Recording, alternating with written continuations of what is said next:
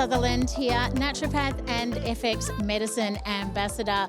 We are here today at the NHAA 2023 Naturopathic Symposium. With us is Gabby Pavlovic. Now, she has written a paper that has been accepted and will be published soon. But the topic is fascinating. Gabby, what is it? So forest bathing, I'm not sure if you've heard of that before, but my colleague and I, Greg Connolly, we looked at the effects of forest bathing on the human stress response.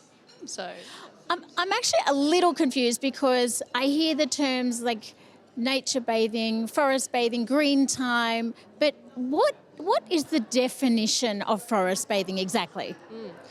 Forest bathing is actually a specific modality of spending time in nature. It's not like a general term of I'm going out and spending time in nature. Forest bathing was developed in Japan in 1982 as a public health measure, and in Japan it's referred to as Shinrin-yoku. That's the traditional name.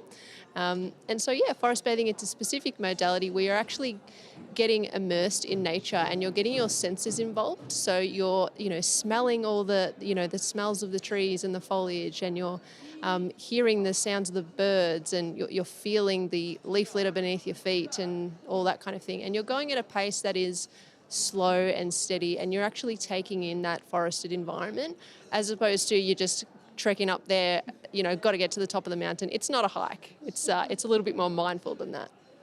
Okay, that sounds phenomenal. And in your research, what's one sort of key reason that we want to think about forest bathing in relation to our health?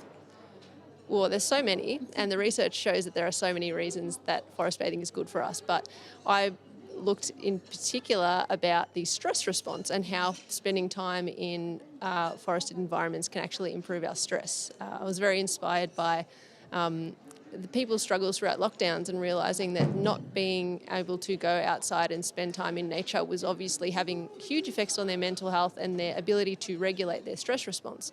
So that's what I wanted to figure out, was is there research looking at forest bathing and its effects on the stress response? And it turns out there is, and that's what I kind of compared. I looked at what kind of literature was out there, and in short, forest bathing is good for your stress response. It helps to down-regulate those sort of physiological measures, such as like your cortisol and salivary amylase and blood pressure and things like that. But also you start to see people's improved mood responses after forest bathing. So it's a very interesting topic, and I'm so excited to explore it further. Well, if you're like me, you're going to want to hear more about this topic. So I think we might have to get you on the podcast for a full episode. Would you be keen? Absolutely, I'd be keen. You can tell.